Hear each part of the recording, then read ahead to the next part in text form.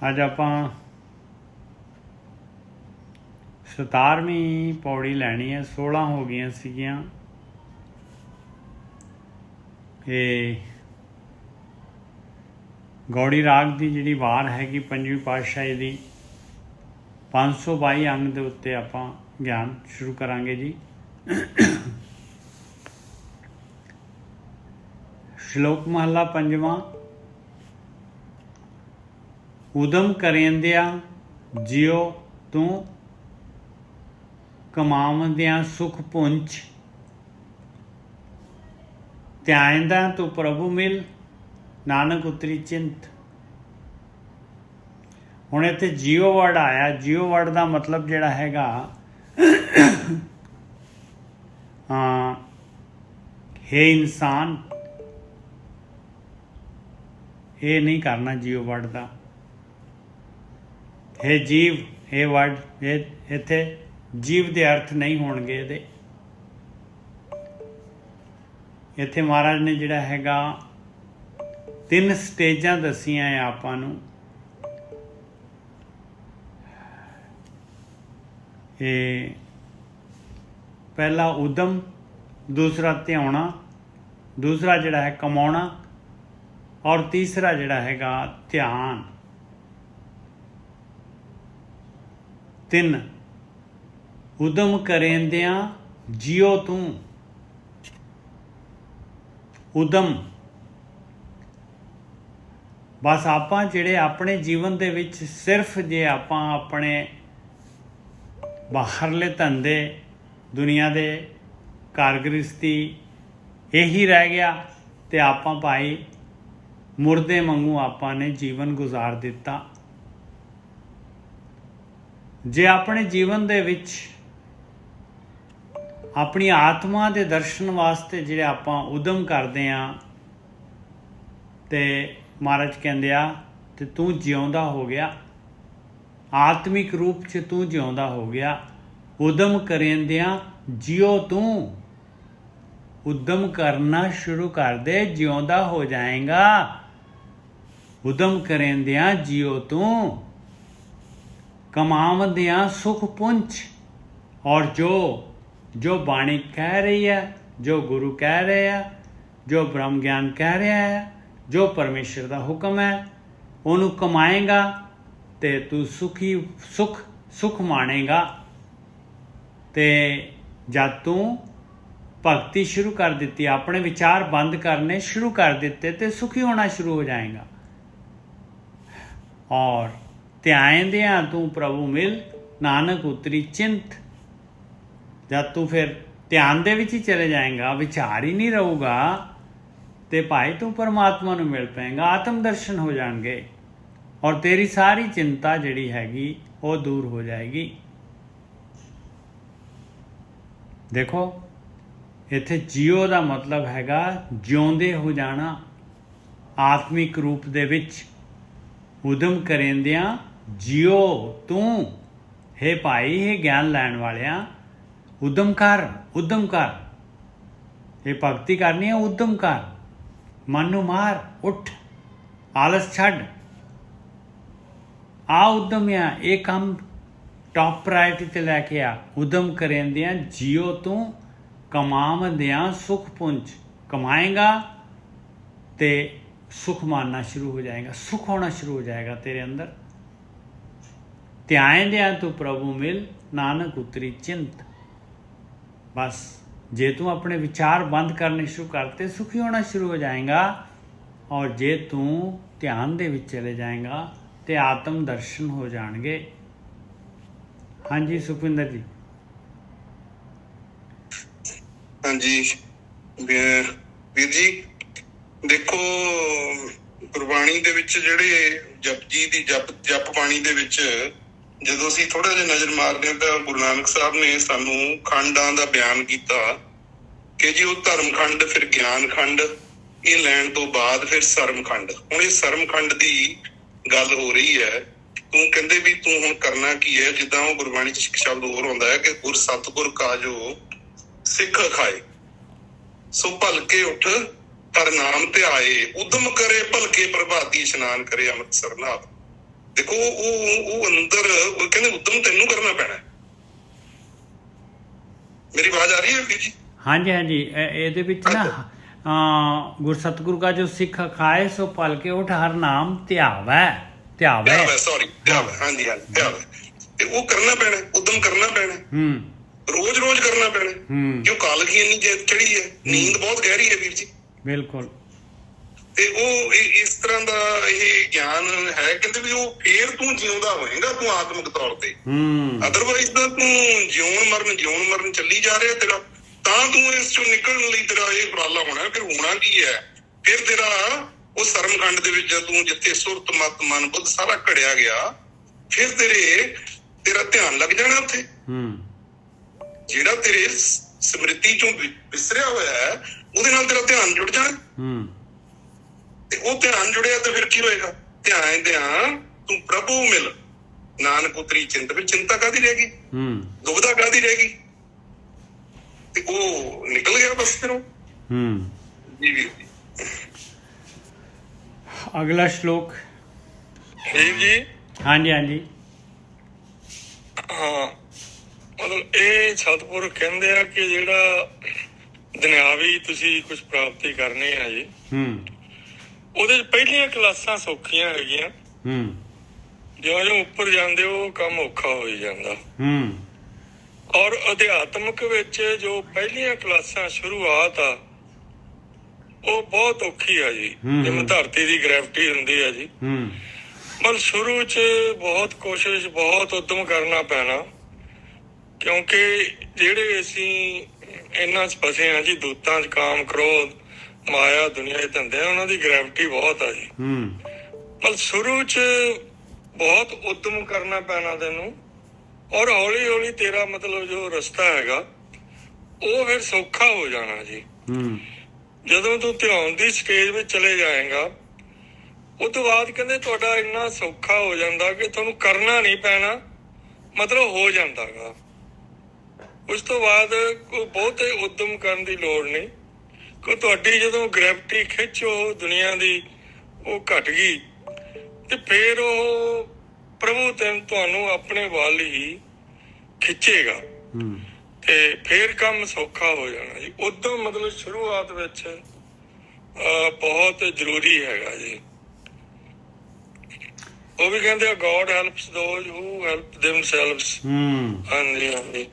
ਤੇ ਸ਼ੁਰੂਆਤ ਉਦਮ, ਵੈਸੇ ਵੀ ਆਪਾਂ ਦੁਨਿਆਵੀ ਕੰਮ ਚ ਵੀ ਦੇਖੀਏ, ਸ਼ੁਰੂ ਚ ਕੋਈ ਕੰਮ ਆਪਾਂ ਉਦਮ ਕਰੀਏ ਤਾਂ ਨਾਲ ਦੀ ਨਾਲ ਕੋਈ ਨਾ ਕੋਈ ਆਸੇ ਪਾਸੇ ਮਦਦ ਆਪਾਂ ਨੂੰ ਮਿਲ ਜਾਂਦੀ ਆ। ਤੇ ਇਨੀਸ਼ੀਏਟਿਵ ਇਹਦੇ ਚ ਮਤਲਬ ਬਹੁਤ ਜ਼ਬਰਦਸਤ ਚਾਹੀਦਾ ਜੀ। ਇਸੇ ਕਰਕੇ ਮਤਲਬ ਇੱਧਰਲੇ ਰਸਤੇ ਵਿੱਚ ਦੇਖੋ ਕਿੰਨੇ ਥੋੜੇ ਬੰਦੇ ਲੱਗਦੇ ਆ, ਉਹ ਉਦਮ ਤੋਂ ਹੀ ਡਰ ਜਾਂਦੇ ਆ। ਤੇ ਉਦਮ ਜਿਹੜਾ ਹੈਗਾ, ਉਦਮ ਦਾ ਮਿਹਨਤ, ਮਸ਼ੱਕਤ, ਨਾਮ ਸਿਮਰਨ, ਸਵੇਰੇ ਉੱਠਣਾ, ਤੇ ਇਹ ਮਤਲਬ ਪਹਿਲਾ ਮੁਸ਼ਕਿਲ ਕੰਮ ਹੈਗਾ। ਤੇ ਫਿਰ ਹੌਲੀ ਹੌਲੀ ਮਤਲਬ ਸੌਖਾ ਹੁੰਦਾ ਜਾਊ, ਤੇ ਕਮਾਈ ਕਰਦਿਆਂ ਜਾਂ ਤੂੰ ਧਿਆਨ ਦੀ ਸਟੇਜ ਚਲਾ ਗਿਆ, ਤੇ ਫਿਰ ਤਾਂ ਆਪਣੇ ਆਪ ਤੇਰਾ ਉਹ ਕੰਮ ਸੌਖਾ ਹੋ ਜਾਣਾ। ਹਾਂਜੀ ਵੀਰ ਜੀ। ਇਹ ਨਾ ਐਕਚੁਅਲੀ ਕੀ ਹੈ ਕਿ ਠੀਕ ਹੈ, ਮਾਇਆ ਜਿਹੜੀ ਹੈਗੀ ਨਾ, ਇਹਦੇ ਅਗੇਂਸਟ ਆਪਾਂ ਕੰਮ ਕਰ ਰਹੇ ਹਾਂ, ਔਰ ਇਹਦੇ ਵਾਸਤੇ ਜਿਹੜਾ ਹੈਗਾ ਆਪਾਂ ਨੂੰ ਉਦਮ ਤਾਂ ਕਰਨਾ ਪਊਗਾ ਭਾਈ। ਉਦਮ ਦੇ ਬਗੈਰ ਕੁਝ ਨਹੀਂ ਹੋਣਾ। ਔਰ ਜਿਉਂ ਹੀ ਉਦਮ ਸ਼ੁਰੂ ਕੀਤਾ ਆਪਾਂ ਨੇ, ਕਿਉਂਕਿ ਪਹਿਲਾਂ ਤਾਂ ਆਪਣੇ ਕੋਲ ਤਾਂ ਕਮਾਈ ਕੁਝ ਵੀ ਨਹੀਂ ਹੈ ਨਾ, ਖੱਟੀ ਤਾਂ ਕੁਝ ਵੀ ਨਹੀਂ ਹੈ। ਪਹਿਲਾਂ ਤਾਂ ਸਟਾਰਟ ਕਰਨੀ ਹੈ ਜਰਨੀ। ਉਦਮ ਕਰਿੰਦੇ ਕਹਿੰਦੇ ਜਿਹਨੇ ਵੀ ਜਰਨੀ ਸ਼ੁਰੂ ਕਰ ਦਿੱਤੀ, ਜਿਹਨੇ ਵੀ ਭਗਤੀ ਸ਼ੁਰੂ ਕਰ ਦਿੱਤੀ, ਉਹ ਜਿਉਂਦਾ ਹੋ ਗਿਆ ਭਾਈ, ਆਤਮਿਕ ਰੂਪ 'ਚ ਜਿਉਂਦਾ ਹੋ ਗਿਆ, ਉਹਦੇ ਅੰਦਰ ਜਾਨ ਆ ਗਈ। ਉਦਮ ਕਰਿੰਦਿਆਂ ਜਿਉ ਤੂੰ ਕਮਾਵਦਿਆਂ ਸੁਖ ਪੁੰਜ। ਜਿਉਂ ਜਿਉਂ ਹੁਣ ਕਮਾਈ ਕਰਾਂਗੇ, ਨਾਮ ਧਨ ਇਕੱਠਾ ਕਰਾਂਗੇ ਤੇ ਸੁਖੀ ਹੁੰਦੇ ਚਲੇ ਜਾਵਾਂਗੇ। ਨਾਮ ਧਨ ਕੀ ਹੈਗਾ ਵੀ ਵਿਚਾਰ ਬੰਦ ਕਰਨੇ। ਜਦ ਵਿਚਾਰ ਬੰਦ ਹੁੰਦੇ ਥੋੜ੍ਹੇ ਥੋੜ੍ਹੇ ਸਮੇਂ ਵਾਸਤੇ, ਭਾਵੇਂ 2 ਸਕਿੰਟ 5 ਸਕਿੰਟ, ਉਹ ਧਨ ਇਕੱਠਾ ਹੋ ਜਾਂਦਾ। ਇਸ ਤਰੀਕੇ ਦੇ ਨਾਲ ਜਿਹੜਾ ਹੈਗਾ ਇਹ ਕਮਾਈ ਕਰਨੀ ਹੈ ਆਪਾਂ ਨੇ, ਤੇ ਜਿਉਂ ਜਿਉਂ ਕਮਾਈ ਕਰਾਂਗੇ ਸੁਖੀ ਹੋ ਜਾਵਾਂਗੇ।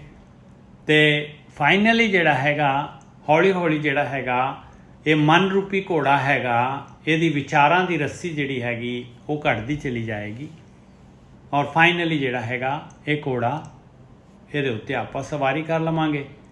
ਅਤੇ ਉਹ ਹੈਗਾ ਪ੍ਰਭੂ ਨੂੰ ਮਿਲਣਾ। ਧਿਆਇਂਦਿਆਂ ਤੂੰ ਪ੍ਰਭੂ ਮਿਲ, ਨਾਨਕ ਉਤਰੀ ਚਿੰਤ। ਇਸ ਤਰ੍ਹਾਂ ਜਿਹੜੀ ਹੈਗੀ ਚਿੰਤਾ ਜਿਹੜੀ ਉਤਰ ਜਾਏਗੀ ਭਾਈ। ਜਿਹਦੇ ਵਿਚਾਰ ਹੀ ਬੰਦ ਹੋ ਗਏ, ਜਿਹੜਾ ਧਿਆਨ ਦੇ ਵਿੱਚ ਚਲਾ ਗਿਆ, ਜਿਹਨੇ ਆਤਮ ਦਰਸ਼ਨ ਕਰ ਲਏ, ਅਤੇ ਉੱਥੇ ਚਿੰਤਾ ਕਾਹਦੀ ਰਹਿ ਗਈ। ਹਾਂਜੀ ਸੁਖਵਿੰਦਰ ਜੀ, ਤੁਸੀਂ ਕੁਝ ਕਹਿ ਰਹੇ ਸੀ? ਮੈਂ ਕਹਿ ਰਿਹਾ ਸੀ ਵੀ ਇਹਦੇ ਨਾਲ ਦੇਖੋ, ਇਹ ਰੋਜ਼ ਜਿਹੜਾ ਆਪਾਂ ਸੰਗਤ ਕਰ ਰਹੇ ਹਾਂ ਜਾਂ ਜੋ ਵੀ ਸਾਰੀ ਭਗਤੀ ਧਿਆਨ 'ਚ ਜਾ ਰਹੇ ਹਾਂ, ਇਹਦਾ ਮਤਲਬ ਇੰਨਾ ਕੀ ਹੈ ਕਿ ਵੀ ਉਹ ਤਾਲਮੇਲ ਬੈਠ ਜੇ। ਬਸ ਇਹ ਪ੍ਰੇਰਨਾ, ਬਸ ਆਪਾਂ ਨੂੰ ਬੈਠ ਜੇ, ਪ੍ਰੇਰਨਾ ਦੇ ਰਹੀ ਹੈ, ਆਪਾਂ ਨੂੰ ਪ੍ਰੇਰਿਤ ਕਰ ਰਹੀ ਹੈ। ਉਹੀ ਵੀ ਉਹ ਜਿਹੜੀ ਉਸ ਫ੍ਰੀਕੁਐਂਸੀ ਜਿਹੜੀ ਹੈ ਨਾ, ਉਹਨੂੰ ਫੜ ਲਈਏ, ਬਸ ਉਹ ਪਹੁੰਚ ਜਾਈਏ। ਉਹਦੇ 'ਚ ਪਹੁੰਚਣਾ ਹੀ ਹੈ, ਆਪਣੇ ਪਹੁੰਚ ਜਾਣਾ।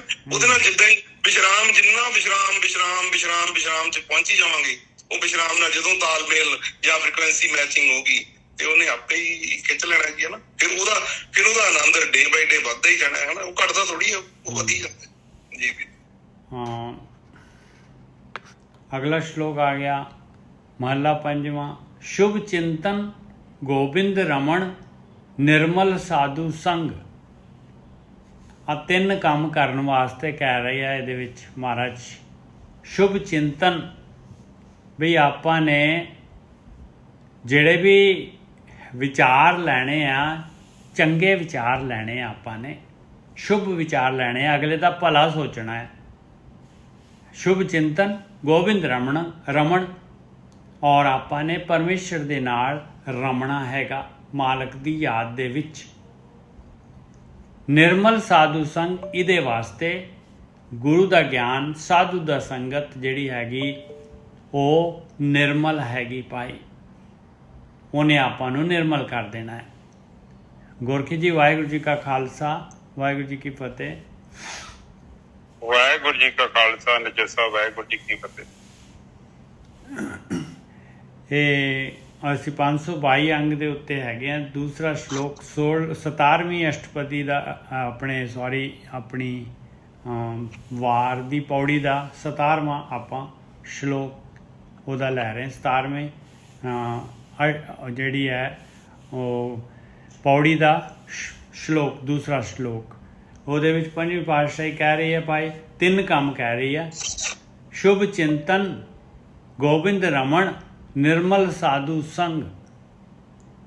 ਕਹਿੰਦੇ ਤੇਰੇ ਜਿਹੜੇ ਵਿਚਾਰ ਜਿਹੜੇ ਸ਼ੁਭ ਹੋਣੇ ਚਾਹੀਦੇ ਆ। ਆਪਣੇ ਵਿਚਾਰ ਦੇਖ, ਜੋ ਤੂੰ ਸੋਚਦਾ ਹੈ ਕਿਸੇ ਦੇ ਬਾਰੇ, ਮੰਦਾ ਨਾ ਸੋਚ, ਮੰਦੇ ਵਿਚਾਰ ਨਹੀਂ ਆਉਣੇ ਚਾਹੀਦੇ।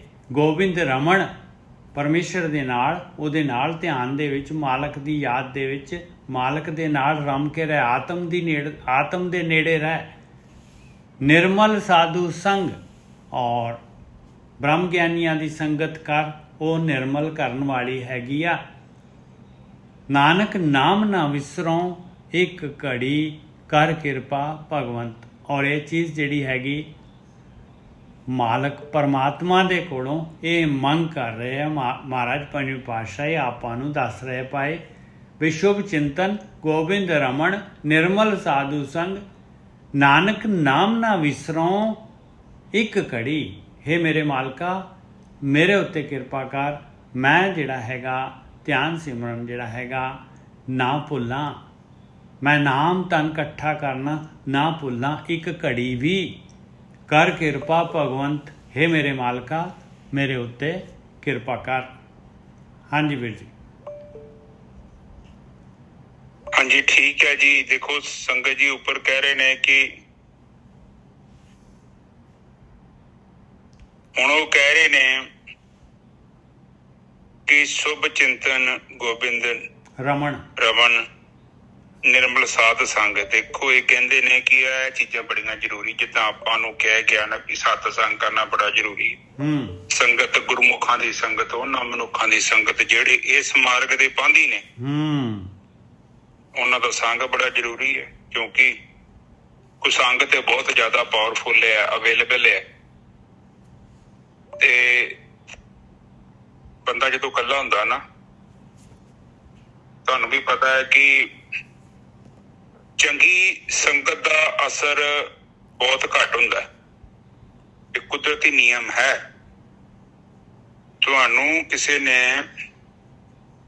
ਕੋਈ ਚੰਗਾ ਕੰਮ ਕਰਾਉਣਾ ਹੋਵੇ ਨਾ, ਕਈ ਵਾਰੀ ਮੈਂ ਜ਼ਿੰਦਗੀ ਦੇ ਮੇਰੇ ਆਪਣੇ ਨਿੱਜੀ ਅਨੁਭਵ ਆ, ਮੈਂ ਬਹੁਤ ਕੋਸ਼ਿਸ਼ ਕੀਤੀ ਕਈਆਂ ਲੋਕਾਂ ਨੂੰ ਚੁੱਕਣ ਦੀ, ਪਰ ਨਹੀਂ, ਮੈਂ ਫੇਲ ਹੋ ਗਿਆ, ਬਹੁਤ ਵੱਡੇ ਲੈਵਲ ਤੇ ਫੇਲ ਹੋਇਆ। ਉਹਦਾ ਕਾਰਨ ਇਹ ਹੁੰਦਾ ਹੈ ਕਿ ਜਦ ਤੱਕ ਉਹ ਬੰਦਾ ਖੁਦ ਆਪਣੀ ਮਦਦ ਨਹੀਂ ਨਾ ਕਰਦਾ, ਉਹਨਾਂ ਚਿਰ ਤੁਸੀਂ ਕਿਤੇ ਚੁੱਕ ਨਹੀਂ ਸਕਦੇ, ਫੇਲ ਹੋ ਜਾਓਗੇ ਤੁਸੀਂ, ਜਿੰਨੀ ਮਰਜ਼ੀ ਕੋਸ਼ਿਸ਼ ਕਰਕੇ ਦੇਖ ਲਓ। ਭਾਵੇਂ ਭਗਤੀ ਵੀ ਹੈ ਤੇ ਭਾਵੇਂ ਕਿਸੇ ਦਾ ਕਾਰੋਬਾਰ ਤੌਰ ਤੇ ਜਾਂ ਕਿਸੇ ਦੇ ਜੀਵਨ 'ਚ ਤੁਸੀਂ ਉਚਾਈ ਲਿਆਉਣਾ ਚਾਹੁੰਦੇ ਨਾ, ਜੇਕਰ ਉਹ ਬੰਦਾ ਖੁਦ ਨਹੀਂ ਨਾ ਹੱਥ ਪੱਲਾ ਮਾਰ ਰਿਹਾ, ਤੁਸੀਂ ਫੇਲ ਹੋ ਜਾਓ, ਜਿੰਨੀ ਮਰਜ਼ੀ ਕੋਸ਼ਿਸ਼ ਕਰ ਲਓ। ਇਸੇ ਤਰ੍ਹਾਂ ਕਈ ਬੰਦੇ ਏਦਾਂ ਦੇ ਹੁੰਦੇ ਨੇ ਕਿ ਜਿਹੜੇ ਸੰਸਾਰ 'ਚ ਰਹਿੰਦੇ ਨੇ, ਭਾਵੇਂ ਸਾਰੀ ਜ਼ਿੰਦਗੀ ਕਥਾ ਕਹਾਣੀਆਂ ਸਤਸੰਗ ਸੁਣਦੇ। ਮੈਂ ਬਹੁਤ ਵੱਡੇ ਲੈਵਲ ਤੇ ਇਹ ਸਵਾਲ ਤੁਹਾਡੇ ਨਾਲ ਸਾਂਝਾ ਕਰ ਰਿਹਾ। ਬੜੀ ਸੰਗਤ ਲੋਕਾਂ ਨੇ ਕੀਤੀ, ਪਰ ਜ਼ਿੰਦਗੀ ਦੇ ਵਿੱਚ ਇੱਕ ਦੁਖੀ ਦੀ ਇੰਪਰੂਵਮੈਂਟ ਨਹੀਂ ਹੋਈ। ਉੱਥੇ ਖਲੋਤੇ ਨੇ। ਉਹ ਕਿਉਂ ਖਲੋਤੇ ਨੇ? ਕਿਉਂਕਿ ਉਹਨਾਂ ਦੇ ਮਨ 'ਚ ਇੱਕ ਵਹਿਮ ਭਾਵ ਬਹਿ ਗਿਆ ਹੈ ਕਿ ਸਾਡਾ ਕੰਮ ਆ ਕੇਵਲ ਸੰਗਤ ਕਰਨਾ, ਉਸ ਤੋਂ ਬਾਅਦ ਘਰੇ ਜਾਣਾ, ਬਾਕੀ ਜੋ ਮਰਜ਼ੀ ਕਰੋ। ਇਹ ਜਿਹੜਾ ਬੰਦਾ ਬੋਲ ਰਿਹਾ ਹੈ, ਜੋ ਬਾਬਾ ਬੋਲ ਰਿਹਾ ਹੈ, ਜਾਂ ਕੋਈ ਵੀ ਕੋਈ ਸੰਤ ਹੈ, ਕੋਈ ਮਹਾਤਮਾ, ਜੋ ਵੀ ਉਹ ਆਪਣੇ ਆਪ ਨੂੰ ਕਹਿ ਰਿਹਾ ਹੈ, ਇਹਦੀ ਜ਼ਿੰਮੇਵਾਰੀ ਹੈ ਸਾਨੂੰ ਮੁਕਤ ਕਰਾਉਣ ਦੀ। ਇਸੇ ਕਰਕੇ ਵੇਖੋ ਪੂਰਾਂ ਦੇ ਪੂਰ ਡੁੱਬ ਰਹੇ ਨੇ। ਸੰਗਤ ਵੀ ਤੁਹਾਡੀ ਥੋੜੇ ਲੈਵਲ ਤੇ ਮਦਦ ਕਰ ਸਕਦੀ ਆ। ਬਾਣੀ 'ਚ ਇਸੇ ਕਰਕੇ ਕਹਿਤਾ ਕਿ ਆਪਣੇ ਹੱਥੀਂ ਆਪਣਾ ਕਾਰਜ ਸਵਾਰੀਏ। ਜਦ ਤੱਕ ਸੱਜਣਾ ਤੂੰ ਨਹੀਂ ਨਾ ਕੁਝ ਕਰਦਾ, ਕਾਰਜ ਸਵਾਰਿਆ ਹੀ ਨਹੀਂ ਜਾਣਾ। ਨਿਜਰ ਸਾਹਿਬ, ਆਪਾਂ ਕੰਮ ਕਰਕੇ ਕਿਸੇ ਨੂੰ ਪੈਸੇ ਤੇ ਵੀ ਸਕਦੇ ਹਾਂ, ਤੇ ਆਤਮ ਗਿਆਨ ਹੈ ਭਗਤੀ, ਪਰ ਆਪਾਂ ਏਦਾਂ ਨਹੀਂ ਨਾ ਕਰਦੇ। ਆਪਾਂ ਕਹਿੰਦੇ ਕਿ ਬਾਬੇ ਨੂੰ 2 ਪੈਸੇ, ਬਾਬਾ ਸਾਡੇ ਲਈ ਪਾਠ ਕਰਦੇ, ਸਾਡੇ ਲਈ ਪੂਜਾ ਕਰਦੇ, ਸਾਡੇ ਲਈ ਹਵਨ ਕਰਦੇ, ਸਾਡੇ ਲਈ ਅਰਦਾਸ ਕਰਦੇ, ਸਾਰਾ ਕੁਝ ਤੇ ਚਾਹੁੰਦੇ ਕਿ ਰੈਡੀਮੇਡ। ਤੁਸੀਂ ਇਹ ਸੋਚ ਰਹੇ ਜੋ ਜਿੱਦਾਂ ਤੁਸੀਂ ਘਰ ਬਣਾਉਣਾ ਹੈ। ਘਰ ਲਈ ਚਲੋ ਜੀ, ਆਪ ਨਹੀਂ ਕੁਛ ਕਰਨ ਦੀ ਲੋੜ। ਲਓ ਜੀ ਭੱਠਾ ਇੱਟੇ ਤੇ ਆਰਡਰ ਕਰਕੇ ਲਿਆਓ, ਇੱਟਾਂ ਮੰਗਾ ਲੀਆਂ, ਰੇਤਾ ਮੰਗਾ ਲਈ, ਬਜਰੀ ਮੰਗਾ ਲਈ, ਫਿਰ ਮਜ਼ਦੂਰ ਲੈਣ ਦੇ, ਮਿਸਤਰੀ ਲੈਣ ਦੇ, ਇੰਜੀਨੀਅਰ ਲੈਣ ਦੇ, ਫਿਰ ਘਰ ਤਿਆਰ ਹੋ ਗਿਆ।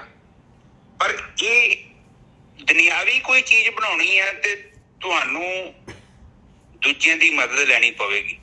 ਪੈਸਿਆਂ ਦੇ ਨਾਲ ਹੋ ਜਾਊਗਾ, ਪੈਸਿਆਂ ਦੇ ਨਾਲ ਕਿ ਤੁਸੀਂ ਕੰਮ ਕਰਾ ਸਕਦੇ ਜਿਹੜਾ ਕੰਮ ਤੁਹਾਨੂੰ ਨਹੀਂ ਆਉਂਦਾ। ਹਾਂ ਬਿਲਕੁਲ। ਪਰ ਭਗਤੀ ਚਿੱਤਾ ਨਹੀਂ ਹੋਣਾ। ਹਾਂ, ਕੋਈ ਦੂਸਰਾ ਨਹੀਂ ਆਪਣੇ ਵਾਸਤੇ ਕਰ ਸਕਦਾ। ਇੱਥੇ ਬੜੀ ਪ੍ਰੋਬਲਮ ਹੋ ਜਾਊਗੀ। ਅਮੀਰ ਆਦਮੀ ਫਿਰ ਇੱਥੇ ਸਾਰੇ ਬਿਰਲਾ ਟੈਂਪਲ, ਉਹਦੇ ਪਤਾ ਨਹੀਂ ਕਿੰਨੇ ਕੁ ਮੰਦਿਰ ਨੇ, ਤੇ ਫਿਰ ਸਾਰੇ ਹੀ ਉਹਦੇ ਬ੍ਰਹਮ ਗਿਆਨੀ।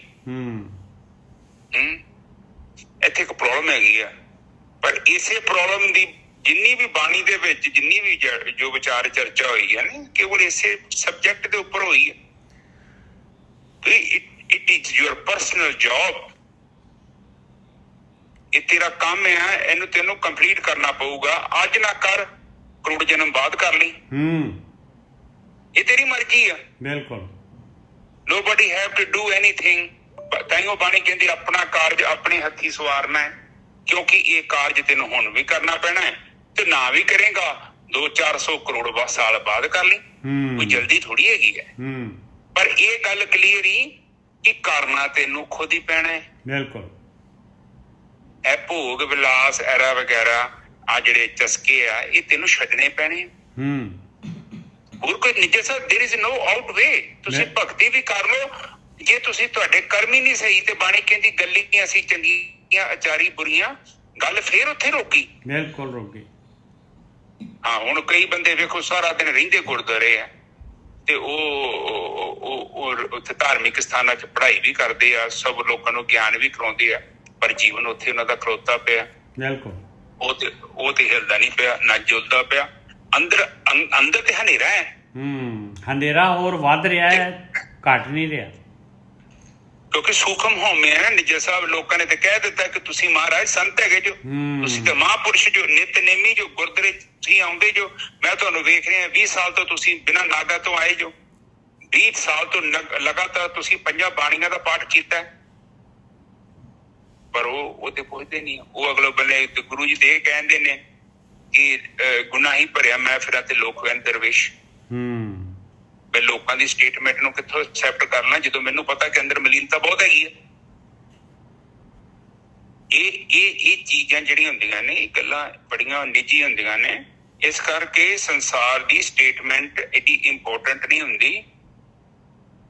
ਇਹ ਇੰਪੋਰਟੈਂਟ ਹੈ ਕਿ ਤੁਸੀਂ ਆਪ ਅੰਦਰੋਂ ਕਿੱਦਾਂ ਜੋ। ਗੁਰੂ ਨਾਨਕ ਪਾਤਸ਼ਾਹ ਜੀ ਦਾ ਜਿਹੜਾ ਮਨ ਸੀ ਨਾ, ਉਹਨੂੰ ਤੋੜਨ ਦੇ ਲਈ ਬਹੁਤ ਲੋਕ ਉੱਥੇ ਖੜੇ ਹੋ ਗਏ।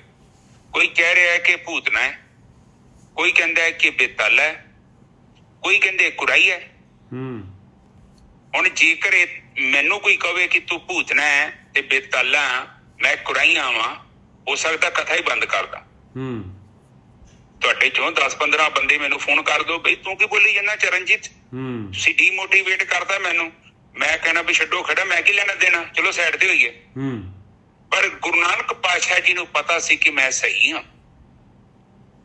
ਉਹਨਾਂ ਵੇਖਿਆ ਕਿ ਇਹ 2-4 ਡੱਡੂ ਜੇ ਬੋਲਦੇ ਵੀ ਪਏ ਨਾ, ਇਹਨਾਂ ਨਾਲ ਕੋਈ ਫਰਕ ਨਹੀਂ ਪੈਂਦਾ। ਅੰਦਰਲੀ ਅਵਸਥਾ ਬੜੀ ਉੱਚੀ ਸੀ। ਫਿਰ ਜਿੱਥੇ ਜਿੱਥੇ ਮਹਿਸੂਸ ਹੋਇਆ ਉੱਥੇ ਜਾ ਕੇ ਪ੍ਰਚਾਰ ਕੀਤਾ। ਉਹ ਜਿਹੜੀ ਚੀਜ਼ ਨੂੰ, ਸੁਗੰਧ ਨੂੰ ਜਾਣਿਆ। ਫਿਰ ਉਹਦੇ ਲਈ ਅੰਦਰ ਆਵਾਜ਼ ਆਉਂਦੀ ਹੈ ਤੁਹਾਡੀ ਆਤਮਾ ਚੋਂ। ਤੁਸੀਂ ਵੀ ਕੋਸ਼ਿਸ਼ ਕਰੋਗੇ ਕਿ ਇੱਕ ਅੱਧਾ ਸਰੀਰ ਹੋਰ ਜੋੜਿਆ ਜਾਵੇ। ਕੋਈ ਬੰਦਾ ਕੋਸ਼ਿਸ਼ ਤੇ ਕਰਦਾ ਹੀ ਹੈ ਨਾ, ਕਿ ਅੰਦਰੋਂ ਤੁਹਾਡੀ ਆਤਮਾ ਨੇ ਕਹਿਣਾ ਕਿ ਵੀ ਥੋੜਾ ਬਹੁਤਾ ਪ੍ਰਚਾਰ ਕਰ, ਕਿਉਂਕਿ ਤੂੰ ਜਿਹੜੀ ਚੀਜ਼ ਨੂੰ ਖਾਧਾ ਹੈ, ਤੂੰ ਕਿਹੜਾ ਝੂਠ ਬੋਲਣੇ ਆ, ਖਾ ਕੇ ਤੇ ਕਹਿੰਦੇ ਆ। ਜਾਂ ਤੇ ਤੂੰ ਹੋਵੇ ਨਾ ਕਿ ਸੁਣੀ ਸੁਣਾਈ ਗੱਲ ਹੋਵੇ। ਲੋਕੀ ਤੇ ਵੈਸੇ ਸੁਣੀ ਸੁਣਾਈ ਗੱਲ ਕਰ ਦਿੰਦੇ ਆ, ਤੇ ਗੁਰੂ ਨਾਨਕ ਪਾਤਸ਼ਾਹ ਤੇ ਇਹ ਕਹਿੰਦੇ ਕਿ ਤੂੰ ਖਾਧਾ ਤੇ ਤੂੰ ਉਹਦਾ ਸਵਾਦ ਦੱਸੀ ਕਿ ਵੀ ਮੈਂ ਖਾਧਾ ਤੇ ਮੈਂ ਸੰਤੁਸ਼ਟ ਹਾਂ। ਅੱਜ ਮੇਰਾ ਮਨ ਸ਼ਾਂਤ ਹੋ ਚੁੱਕਿਆ। ਮੈਨੂੰ ਜ਼ਿੰਦਗੀ 'ਚ ਪਤਾ ਲੱਗ ਗਿਆ ਕਿ ਮੈਂ ਜਾਣਾ ਕਿੱਧਰ ਹੈ। ਮੇਰੀ ਡਾਇਰੈਕਸ਼ਨ ਜਿਹੜੀ ਆ ਬਦਲ ਚੁੱਕੀ ਆ। ਬੇਸ਼ੱਕ ਮੈਂ ਮੰਜ਼ਿਲ ਤੇ ਨਹੀਂ ਪਹੁੰਚਿਆ, ਪਰ ਮੈਂ ਉਸ ਰਸਤੇ ਤੇ ਤੁਰ ਪਿਆ। ਔਰ ਉਸ ਰਸਤੇ ਤੇ ਮੈਨੂੰ ਤੁਰਨ ਦੇ ਨਾਲ ਮੈਨੂੰ ਪਤਾ ਲੱਗ ਗਿਆ ਕਿ ਮੇਰੀ ਜਿਹੜੀ ਦੂਰੀ ਹੈ ਨਾ, ਉਹ ਘਟਦੀ ਪਈ ਹੈ। ਇਹ ਸਵਾਲ ਹੈ ਸਾਡਾ, ਠੀਕ ਹੈ। ਫਿਰ ਕਹਿ ਰਹੇ ਨੇ ਸ਼ੁਭ ਚਿੰਤਨ ਗੋਬਿੰਦ ਰਮਨ ਨਿਰਮਲ ਸਾਧ ਸੰਗ। ਦੇਖੋ, ਸਭ ਤੋਂ ਪਹਿਲਾਂ ਗੱਲ ਹੈ ਕਿ ਸੰਗਤ ਬੜੀ ਜ਼ਰੂਰੀ ਹੈ। ਤੇ ਫਿਰ ਕਹਿੰਦੀ ਹੈ ਚੰਗੀ ਸੋਚ ਵਾਲੇ ਜਿਹੜੇ ਚੰਗੇ ਮਨੁੱਖ ਲੋਕ ਹੁੰਦੇ ਨੇ। ਦੇਖੋ, ਤੁਹਾਡੀ ਜ਼ਿੰਦਗੀ 'ਚ ਕੋਈ 2-4 ਬੰਦੇ ਹੋਣਗੇ, ਤੁਹਾਨੂੰ ਪਤਾ ਹੈ। ਉਹ ਜਦੋਂ ਤੁਹਾਡੇ ਘਰ ਆਉਂਦੇ ਨਾ, ਤਾਂ ਤੁਸੀਂ ਕੋਸ਼ਿਸ਼ ਕਰਦੇ ਜੋ ਕਿ ਉਹਨਾਂ ਦਾ ਸੰਗ ਕੀਤਾ ਜਾਵੇ। ਤੁਸੀਂ ਸਭ ਤੋਂ ਪਹਿਲਾਂ ਪਾਣੀ ਲਿਆਓਗੇ, ਫਿਰ ਉਹਨੂੰ ਕਹਿੰਦੇ ਕਿ ਚੱਲ ਚਾਹ ਪੀ ਕੇ ਜਾਵੀਂ। ਉਹ ਚਾਹ ਪੀ ਲੈਂਦਾ, ਫਿਰ ਤੁਸੀਂ ਉਹਨੂੰ ਉੱਠਣ ਨਹੀਂ ਦਿੰਦੇ। ਫਿਰ ਤੁਸੀਂ ਕੋਸ਼ਿਸ਼ ਕਰਦੇ ਕਿ ਚਲੋ ਰੋਟੀ ਖਾ ਕੇ ਜਾਓ। ਮਤਲਬ ਤੁਹਾਡਾ ਇਹ ਹੈ ਕਿ ਤੁਸੀਂ ਉਹਦਾ ਸੰਗ ਕਰਨਾ ਚਾਹੁੰਦੇ। ਉਸ ਇਨਸਾਨ ਦੇ ਲਾਗੇ ਜਾਣ ਦੇ ਨਾਲ ਤੁਹਾਨੂੰ ਸ਼ਾਂਤੀ ਮਿਲਦੀ ਹੈ, ਤੁਹਾਨੂੰ ਚੰਗਾ ਲੱਗਦਾ ਹੈ। ਤੁਹਾਡੇ ਅੰਦਰ ਜਿਹੜੀ ਆ ਉਹ ਇੱਕ ਚੰਗੀ ਉਛਾਲ ਪੈਦਾ ਹੁੰਦੀ ਹੈ। ਔਰ ਕਈ ਬੰਦੇ ਤੁਹਾਡੇ ਜ਼ਿੰਦਗੀ 'ਚ ਏਦਾਂ ਦੇ ਹੋਣਗੇ, ਉਹਨਾਂ ਨੇ ਤੁਹਾਨੂੰ ਮੈਸੇਜ ਵੀ ਕਰਤਾ ਨਾ, ਤਾਂ ਮੈਸੇਜ ਵੀ ਉਹਦਾ ਜ਼ਹਿਰ ਵਰਗਾ ਲੱਗਦਾ। ਨਿੱਜਰ ਸਾਹਿਬ ਬਿਲਕੁਲ ਸਹੀ ਹੈ ਜੀ। ਉਹ ਭਾਵੇਂ ਤੁਹਾਨੂੰ ਗੁੱਡ ਮਾਰਨਿੰਗ ਵੀ ਕਹਿੰਦਾ ਨਾ, ਤੁਸੀਂ ਕਹਿੰਦੇ ਕੀ ਹੋਏ, ਇਹਦੀ ਗੁੱਡ ਮਾਰਨਿੰਗ ਵੀ ਜ਼ਹਿਰ ਵਰਗੀ ਹੈ। ਏਦਾਂ ਦੇ ਬੰਦੇ ਘਰੇ ਆ ਜੇ ਤੇ ਬੜੀ ਵੱਡੀ ਗੱਲ ਹੈ ਕਿ ਮੈਸੇਜ ਹੀ ਆਇਆ ਉਹਦਾ। ਸੋ ਇਹ ਗੱਲਾਂ ਬਾਤਾਂ ਨੇ, ਠੀਕ ਹੈ। ਫਿਰ ਅਗਲੇ ਬੰਨੇ ਨਿੱਜਰ ਸਾਹਿਬ ਆਪ ਕੀ ਕਹਿਣਾ ਚਾਹੁੰਦੇ? ਕੁਛ ਨਹੀਂ, ਬਸ ਜਦ ਤੱਕ ਇਹ ਆਪਣੀ ਜਿਹੜੀ ਹੈਗੀ ਆ, ਆਪਣੀ ਸੋਚ ਗਲਤ ਆ, ਆਪਾਂ ਮੰਦਾ ਸੋਚਦੇ ਆ, ਤੇ ਆਪਾਂ ਜਿਹੜੇ ਹੈ ਨਿਰਮਲ ਜਿਹੜੇ ਹੈਗੇ ਗਿਆਨ ਨਹੀਂ ਲੈਂਦੇ ਬ੍ਰਹਮ ਗਿਆਨੀਆਂ ਤੋਂ, ਔਰ ਆਪਾਂ ਭਗਤੀ ਨਹੀਂ ਕਰਦੇ, ਤਦ ਤੱਕ ਤਾਂ ਗੱਲ ਬਣਨੀ ਨਹੀਂ ਹੈ ਭਾਈ। ਮਹਾਰਾਜ ਜਿਹੜੇ ਪੰਜਵੀਂ ਪਾਤਸ਼ਾਹੀ ਜਿਹੜੀ ਹੈਗੀ ਮਾਲਕ ਦੇ ਅੱਗੇ ਆਹੀ ਬੇਨਤੀ ਕਰ ਰਹੇ ਆ ਵੀ ਆ ਮੈਨੂੰ ਚੀਜ਼ਾਂ ਦੇ। ਸ਼ੁਭ ਚਿੰਤਨ ਗੋਬਿੰਦ ਰਮਨ ਨਿਰਮਲ ਸਾਧੂ ਸੰਗ। ਇਹ ਜਿਹੜਾ ਹੈਗਾ ਗਿਆਨ ਤੋਂ ਮਿਲਣਾ ਹੈ, ਸਾਰਾ ਗਿਆਨ ਦੇ ਨਾਲ ਹੋਣਾ ਹੈ ਭਾਈ। ਆਪਾਂ ਨੂੰ ਆ ਮਹਾਰਾਜ ਪੰਜਵੀਂ ਪਾਤਸ਼ਾਹੀ ਗਿਆਨ ਦੇ ਰਹੇ। ਔਰ ਫਿਰ ਬੇਨਤੀ ਕਰ ਰਹੇ ਕਿ ਨਾਨਕ ਨਾਮ ਨਾ ਵਿਸਰੋਂ ਲਿਖਿਆ ਬੰਦ ਉਡਾਏਗਾ, ਔਂਕੜ ਲੱਗੀ ਆ ਵੀ ਮੈਂ ਨਾਮ ਨੂੰ ਨਾ ਵਿਸਰ ਜਾਵਾਂ, ਮੈਂ ਭਗਤੀ ਨਾ ਭੁੱਲ ਜਾਵਾਂ। ਇੱਕ ਘੜੀ ਕਰ ਕਿਰਪਾ ਭਗਵੰਤ, ਮੈਂ ਆਤਮ ਤਲ ਦੇ ਉੱਤੇ, ਮੈਂ ਕਿਤੇ ਸਰੀਰਿਕ ਤਲ ਦੇ ਉੱਤੇ ਨਾ ਜਿਉਵਾਂ। ਇੱਕ ਘੜੀ ਵੀ ਮੇਰੇ ਉੱਤੇ ਕਿਰਪਾ ਕਰ। ਹਾਂਜੀ ਵੀਰ ਜੀ। ਹਾਂਜੀ, ਠੀਕ ਹੈ ਜੀ। ਫਿਰ ਉਹ ਕਹਿ ਰਹੇ ਨਾਨਕ ਨਾਮ ਨਾ ਵਿਸਰੋ। ਵਿਸਰ ਦਾ ਮਤਲਬ ਹੁੰਦਾ ਹੈ ਭੁਲਾਵਾਂ, ਮੈਂ ਭੁੱਲ ਨਾ ਜਾ। ਬਿਲਕੁਲ, ਕਿਉਂਕਿ ਆਤਮਾ ਨੂੰ ਜਦੋਂ ਤੁਸੀਂ ਭੁੱਲ ਗਏ ਨਾ, ਫਿਰ ਹਨੇਰਾ ਹੋ ਜਾਣਾ। ਹੁਣ ਤੁਸੀਂ ਦੇਖਿਆ ਨਾ, ਜਦੋਂ ਡਰਾਈਵਰ ਕਾਰ ਚਲਾਉਂਦਾ ਹੈ ਤੇ ਇੱਕ ਅੱਖ ਝਮਕੀ, ਨਾਲ ਹੀ ਐਕਸੀਡੈਂਟ ਹੋ ਗਿਆ। ਬਿਲਕੁਲ ਇਸੇ ਤਰ੍ਹਾਂ ਉਹ ਕਹਿ ਰਹੇ ਨੇ, ਉਹ ਕਹਿੰਦੇ ਕਿ ਅੱਖ ਨਹੀਂ ਮੈਂ ਚਮਕ ਸਕਦਾ, ਕਿਉਂਕਿ ਔਗਣ ਪਤਾ ਨਹੀਂ ਕਿਹੜੇ ਵੇਲੇ ਅੰਦਰ ਆ ਜਾਣਾ। ਹਾਂ, ਇਸ ਕਰਕੇ ਸੁਚੇਤ ਹੋ ਕੇ ਗੱਡੀ ਚਲਾਉਣੀ ਹੈ, ਜੀਵਨ ਦੀ ਗੱਡੀ। ਇੱਕ ਤੇ ਕਾਰ 'ਚ ਗਲਤੀ ਨਹੀਂ ਹੈਗੀ, ਜੀਵਨ ਦੀ ਗੱਡੀ ਤੁਸੀਂ ਵੇਖਣਾ ਹੈ ਕਿ ਅੰਦਰ ਕੀ ਚੱਲ ਰਿਹਾ। ਉੱਪਰ ਕਹਿ ਰਹੇ ਨਾ ਸ਼ੁਭ ਚਿੰਤਨ, ਅੰਦਰ ਵੇਖ ਕੋਈ ਗੰਦ ਮੰਦ ਨਹੀਂ, ਕੋਈ ਉਲਟੀ ਪੁਲਟੀ ਚੀਜ਼ ਤੇ ਨਹੀਂ ਚੱਲ ਰਹੀ, ਕੋਈ ਕਾਮ ਕ੍ਰੋਧ ਲੋਭ ਮੋਹ ਅਹੰਕਾਰ, ਕੋਈ ਗਲਤ ਰਿਕਾਰਡਿੰਗ ਤੇ ਨਹੀਂ ਲੱਗ ਗਈ ਅੰਦਰ ਨੇ ਸਾਹਿਬ। ਬਿਲਕੁਲ। ਔਰ ਇਹ ਵਾਚ ਕਿਹਨੇ ਕਰਨੀ ਆ? ਤੁਸੀਂ। ਕਿਉਂ? ਕਿਉਂਕਿ ਮਸ਼ੀਨ ਤੁਹਾਡੀ ਹੈ। ਕੋਈ ਔਗਣ ਨਾ ਤੁਹਾਡੇ ਅੰਦਰ ਕੋਈ ਕੈਸਟ ਚਲਾਈ ਜਾਵੇ। ਹੁਣ ਤੁਹਾਡੇ ਘਰ ਕੋਈ ਗੰਦੀ ਮੰਦੀ ਫਿਲਮ ਲਾ ਦੇ ਤੇ ਤੁਸੀਂ ਰੋਕੋਗੇ ਨਹੀਂ ਇਹਨੂੰ? ਬਿਲਕੁਲ ਰੋਕੋਗੇ। ਤੁਸੀਂ ਇਹਨੂੰ ਕਹੋਗੇ ਵੀ ਸਾਡੇ ਘਰ ਨਹੀਂ ਤੂੰ ਗੰਦ ਮੰਦ ਸੁੱਟ ਸਕਦਾ। ਇੱਥੋਂ ਤੱਕ ਤੁਹਾਡੇ ਘਰ ਕੋਈ ਕੂੜਾ ਵੀ ਸੁੱਟ ਜਾਂਦਾ ਹੈ ਬਾਹਰ, ਇੱਕ ਲਿਫਾਫਾ ਵੀ, ਤੇ ਤੁਸੀਂ ਕਿੰਨੇ ਔਖੇ ਹੋ ਜਾਂਦੇ ਜੋ, ਉਹ ਵੀ ਸਾਡੀ ਨਾਲੀ 'ਚ, ਜੇ ਸਾਡੇ ਘਰ ਗੜੀ ਕਾਹਨੂੰ ਕੂੜਾ ਸੁੱਟਿਆ। ਇਸੇ ਤਰ੍ਹਾਂ ਕੋਈ ਬੰਦਾ ਤੁਹਾਡੇ ਅੰਦਰ ਗਲਤ ਚੀਜ਼ ਸੁੱਟ ਰਿਹਾ, ਉਹਨੂੰ ਮਨਾ ਕਰੋ, ਉਹਨੂੰ ਕਹੇ ਭਈ ਨਹੀਂ ਅਸੀਂ ਨਹੀਂ ਲੈਣਾ, ਤੂੰ ਆਪਣੇ ਕੋਲ ਰੱਖ। ਪਰ ਜ਼ਿਆਦਾਤਰ ਤੁਹਾਨੂੰ ਉਹਨਾਂ ਲੋਕਾਂ ਦੇ ਫੋਨ ਆਉਂਦੇ ਨੇ, ਹੋਰ ਗੱਲ ਕਾਹਦੀ ਕਰਨੀ ਹੈ? ਨਿੰਦਿਆ ਕਰਨ ਤੋਂ ਇਲਾਵਾ ਲੋਕਾਂ ਨੂੰ ਕੰਮ ਕੋਈ ਨਹੀਂ। ਨਿੰਦਿਆ ਨਹੀਂ ਕਰੀਦੀ ਕਿਸੇ ਦੀ, ਨਿੰਦਿਆ ਬਹੁਤ ਮਾੜੀ, ਕਿਉਂਕਿ ਨਿੰਦਿਆ ਕਰਨ ਦੇ ਨਾਲ ਸਾਨੂੰ ਆਪਣੇ ਔਗਣ ਜਿਹੜੇ ਛੋਟੇ ਨਜ਼ਰ ਆਉਂਦੇ। ਇਸੇ ਕਰਕੇ ਬਾਣੀ ਕਹਿੰਦੀ ਹੈ ਨਿੰਦਿਆ ਨਾ ਕਰਿਆ ਕਰੋ, ਠੀਕ ਹੈ ਜੀ। ਤੇ ਇਸ ਕਰਕੇ ਕਹਿੰਦੇ ਕਿ ਇੱਕ ਘੜੀ ਵੀ ਆਪਾਂ ਉਸ ਪ੍ਰਮਾਤਮਾ ਨੂੰ ਨਹੀਂ ਵਿਸਰਨਾ, ਕਿਉਂਕਿ ਬਾਣੀ 'ਚ ਵੀ ਕਿਹਾ ਕਿ ਜੇਕਰ ਮੈਨੂੰ ਇੱਕ ਘੜੀ ਵੀ ਤੂੰ ਭੁੱਲਦਾ ਹੈ ਨਾ ਤੇ ਕਲਯੁਗ ਹੁੰਦਾ। ਹਾਂ, ਪਰਮੇਸ਼ਰ ਤੇ ਭੁੱਲਿਆ ਵਿਆਪਨ ਸਭੇ ਰੋਗ, ਇੱਕ ਘੜੀ ਨਾ ਮਿਲਤੇ ਤਾਂ ਕਲਯੁਗ ਹੋਤਾ, ਹੁਣ ਕਦ ਮਿਲੀਏ ਫਿਰਿਆ ਤੁਧ ਭਗਵੰਤਾ। ਹਾਂ, ਕਹਿੰਦੇ ਜੇ ਘੜੀ 'ਚ ਹੀ ਨਹੀਂ ਮਿਲਦੇ ਤੁਸੀਂ ਤੇ ਮੈਨੂੰ ਕਲਯੁਗ ਹੋ ਜਾਂਦਾ। ਮੈਂ ਆਪਣੇ ਮੇਨ ਮਕਸਦ, ਜਿਹੜਾ ਮਕਸਦ ਹੈ ਉਸ ਤੋਂ ਭਟਕ ਜਾਣਾ, ਮੈਂ ਕਿਤੇ ਹੋਰ ਚੱਲ ਜਾਣਾ, ਇਸ ਕਰਕੇ ਮਨਾ ਕਰਦੇ। ਹਾਂਜੀ, ਅੱਗੇ ਬੋਲੋ ਨੇ ਜਿਸ ਪੌੜੀ ਆਪ ਕੁਛ ਕਹਿਣਾ ਚਾਹੁੰਦੇ? ਨਹੀਂ ਵੀਰ ਜੀ, ਬਿਲਕੁਲ ਠੀਕ ਹੈ ਜੀ। ਪੌੜੀ ਤੇਰਾ ਕੀਤਾ ਹੋਏ ਤਾਂ ਕਾਹੇ ਡਰ ਪੀਏ। ਇੱਕ ਜਿਹੜਾ ਹੈਗਾ ਮਾਲਕ ਪਰਮਾਤਮਾ ਦੇ ਉੱਤੇ ਪੂਰਾ ਸਮਰਪਣ ਕਰਨਾ ਹੈ ਆਪਾਂ ਨੇ। ਉਹ ਮਾਲਕ ਪਰਮਾਤਮਾ ਦਾ ਕੀਤਾ ਸਾਰਾ ਕੁਝ ਹੋਣਾ ਹੈ, ਸਾਰਾ ਕੁਝ ਜੋ ਕਰ ਰਿਹਾ ਹੈ, ਜੋ ਹੋ ਰਿਹਾ ਆ, ਮਾਲਕ ਦਾ ਕੀਤਾ ਹੋਇਆ ਹੋ ਰਿਹਾ। ਫਿਰ ਮਹਾਰਾਜ ਕਹਿੰਦੇ ਭਾਈ ਜਦ ਕੀਤਾ ਤੇਰਾ ਹੋ ਰਿਹਾ ਆ ਤੇ ਮੈਂ ਕਿਉਂ ਡਰਾਂ ਫਿਰ। ਜਿਸ ਮਿਲੇ ਜਪੀਏ ਨਾਉ ਤਿਸ ਜੀਓ ਅਰਪੀਏ। ਜਿਹੜੇ ਬ੍ਰਹਮ ਗਿਆਨੀ ਜਿਹੜੇ ਹੈਗੇ ਉਹਨਾਂ ਦੀ ਸੰਗਤ ਕਰ ਰਿਹਾ ਆ, ਆਪਣਾ ਜੀਓ ਜਿਹੜਾ ਆਤਮਾ ਜਿਹੜੀ ਹੈਗੀ ਆ, ਮਨ ਜਿਹੜਾ ਹੈਗਾ, ਉਹਨਾਂ ਨੂੰ ਅਰਪਣ ਕਰ ਦੇ। ਆਪਣੇ ਮਨ ਦੇ ਉੱਤੇ ਲਗਾ ਜੋ ਉਹ ਕਹਿ ਰਹੇ ਆ, ਉਹਨਾਂ ਦਾ ਜਿਹੜਾ ਹੈਗਾ ਮਤ ਆਪਣੇ ਅੰਦਰ, ਆਪਣੇ ਜਿਹੜੀ ਹੈਗੀ ਦਿਲ ਦੇ ਉੱਤੇ ਜਿਹੜੀ ਹੈਗੀ ਆ, ਅੰਦਰ ਹਿਰਦੇ ਦੇ ਵਿੱਚ ਲੈ ਕੇ ਜਾ। ਆਏ ਚਿੱਤ ਨਿਹਾਲ ਸਾਹਿਬ ਬੇਸੁਮਾਰ, ਕਿਉਂਕਿ ਉਹਨਾਂ ਨੇ ਮਾਲਕ ਜਿਹੜਾ ਹੈਗਾ ਚਿੱਤ ਦੇ ਵਿੱਚ, ਤੇਰੀ ਯਾਦ ਦੇ ਵਿੱਚ ਮਾਲਕ ਪਰਮਾਤਮਾ ਲੈ ਆਉਣਾ ਹੈ ਤੇ ਉਹਦੇ ਨਾਲ ਜਿਹੜਾ ਹੈਗਾ ਤੂੰ ਖੁਸ਼ਹਾਲ ਹੋ ਜਾਣਾ, ਨਿਹਾਲ ਹੋ ਜਾਣਾ ਹੈ ਉਸ ਬੇਸ਼ੁਮਾਰ ਮਾਲਕ ਪਰਮਾਤਮਾ ਦੀ ਯਾਦ ਦੇ ਨਾਲ। ਤਿਸਨੂੰ ਪੋਹੇ ਕਵਣ ਜਿਸ ਵੱਲ ਨਿਰੰਕਾਰ। ਔਰ ਜਿਹੜਾ ਨਿਰੰਕਾਰ ਦੀ ਭਗਤੀ ਕਰਦਾ ਹੈ ਉਹ ਨਿਰੰਕਾਰ ਉਹਦੇ ਵੱਲ ਹੋ ਜਾਂਦਾ ਹੈ ਭਾਈ। ਜਿਹੜਾ ਉਹਨੂੰ ਯਾਦ ਕਰਦਾ ਹੈ ਉਹ ਨਿਰੰਕਾਰ ਉਹਨੂੰ ਯਾਦ ਕਰਦਾ ਹੈ। ਉਹਨੂੰ ਕਹਿੰਦੇ ਫਿਰ ਜਿਹਦੇ ਵੱਲ ਨਿਰੰਕਾਰ ਹੈਗਾ ਉਹਨੂੰ ਜਿਹੜਾ ਹੈਗਾ, ਉਹਨੂੰ ਕਿਹੜੀ ਚੀਜ਼ ਜਿਹੜੀ ਹੈਗੀ ਉਹਨੂੰ ਪੋਹ ਸਕਦੀ ਹੈ, ਉਹਨੂੰ ਦੁਖੀ ਕਰ ਸਕਦੀ ਆ। ਸਭ ਕਿਛ ਤਿਸ ਕੇ ਵਸ ਨਾ ਕੋਈ ਬਾਹਰਾ। ਉਸ ਮਾਲਕ ਪਰਮਾਤਮਾ ਦੇ ਤਾਂ ਸਾਰਾ ਕੁਝ ਉਹਦੇ ਵੱਸ ਦੇ ਵਿੱਚ ਹੈ, ਕੋਈ ਚੀਜ਼ ਉਸ ਦੇ ਹੁਕਮ ਤੋਂ ਬਾਹਰ ਨਹੀਂ ਹੈਗੀ।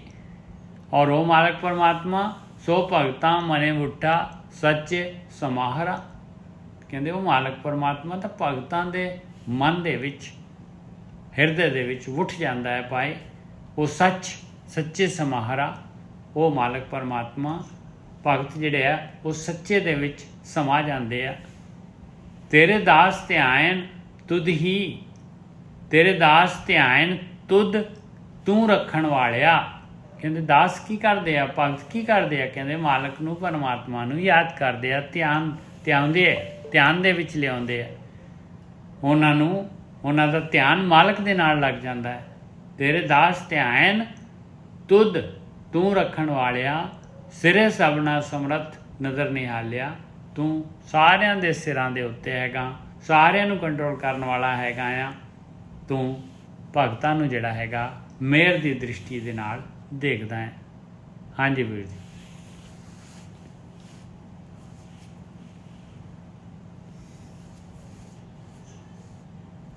ਹਾਂਜੀ ਠੀਕ ਹੈ ਜੀ। ਤੇਰਾ ਕੀਤਾ ਹੋਏ ਤਾਂ ਕਾਹੇ ਡਰਦੀ ਹੈ। ਹਾਂ,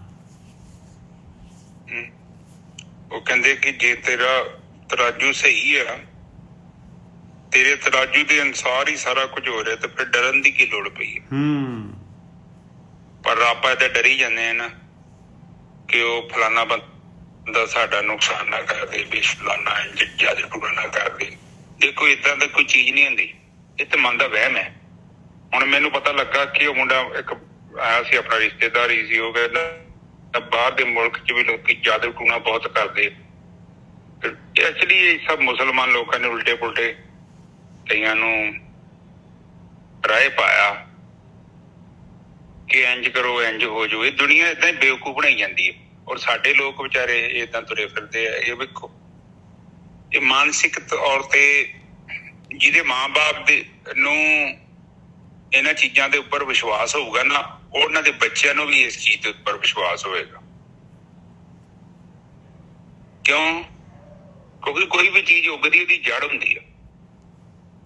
ਇਹ ਭੂਤ ਚੜੇਲਾਂ 'ਚ ਲੋਕੀ ਜਿਹੜਾ ਵਿਸ਼ਵਾਸ ਕਰਦੇ ਆ, ਉਹਨਾਂ ਦੇ ਪਰਿਵਾਰ ਦੇ ਮੈਂਬਰ ਕੋਈ ਜ਼ਰੂਰ ਇਸ ਚੀਜ਼ ਨੂੰ ਵਿਸ਼ਵਾਸ ਕਰਦਾ, ਉਸ ਤੋਂ ਬਾਅਦ ਫਿਰ ਬੱਚੇ ਉਹ ਚੀਜ਼ ਨੂੰ ਫੋਲੋ ਕਰਦੇ।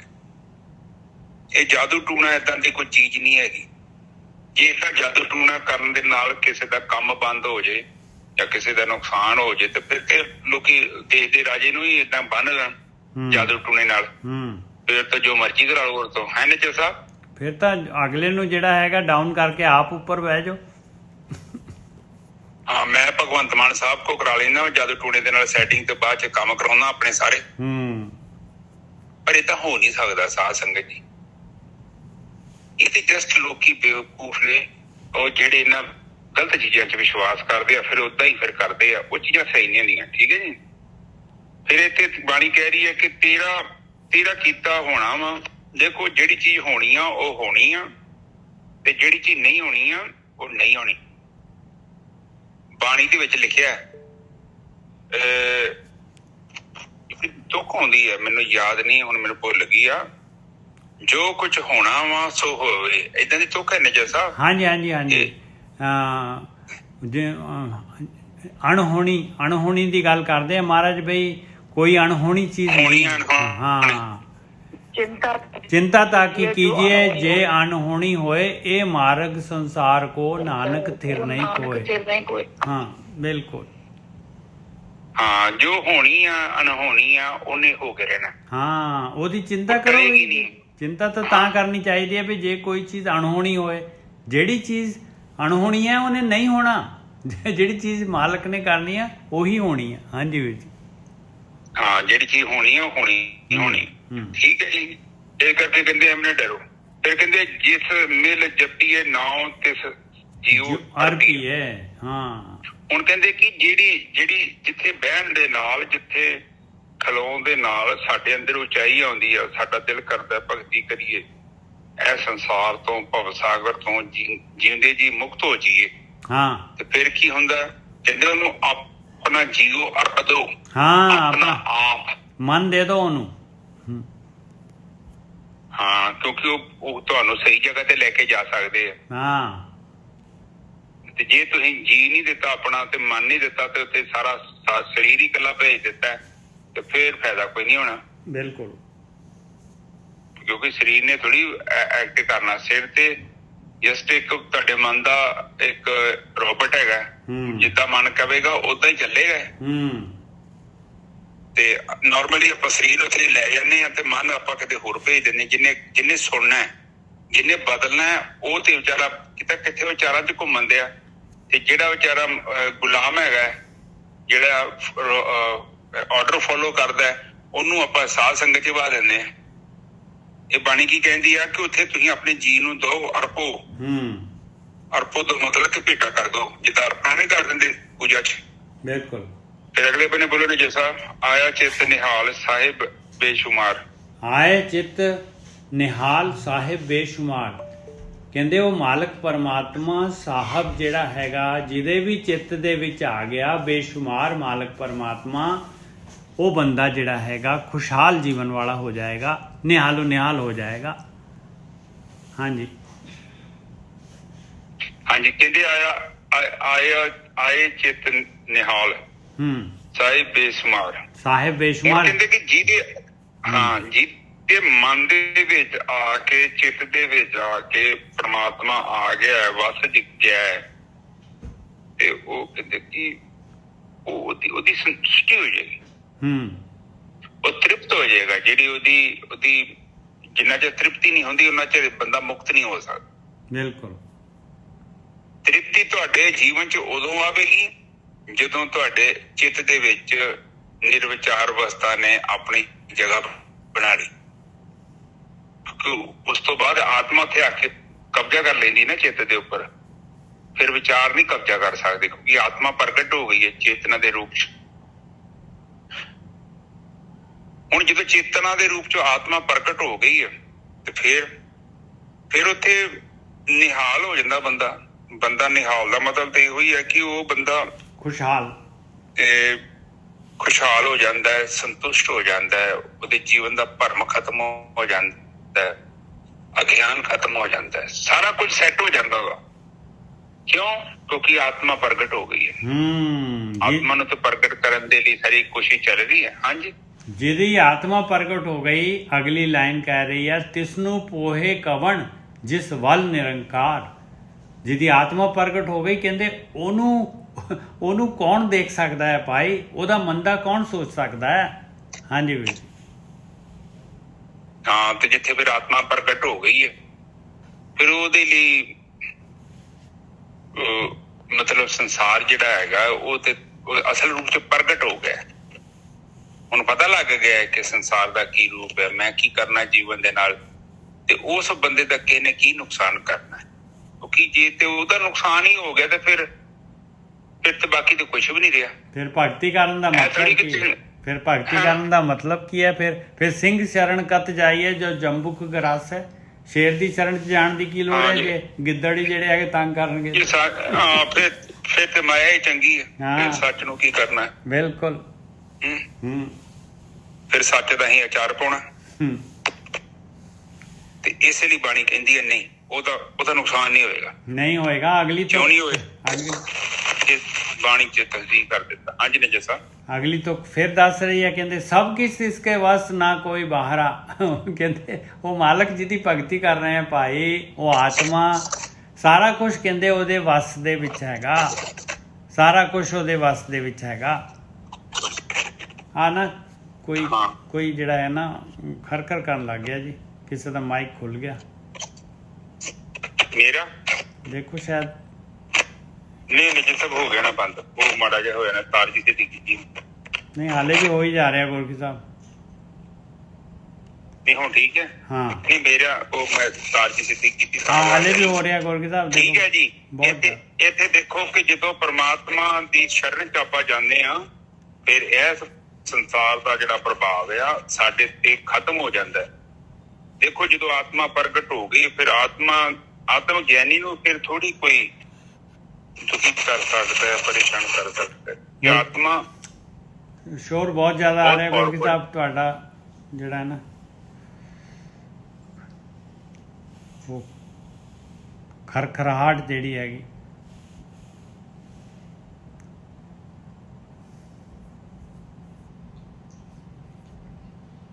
ਹਾਂਜੀ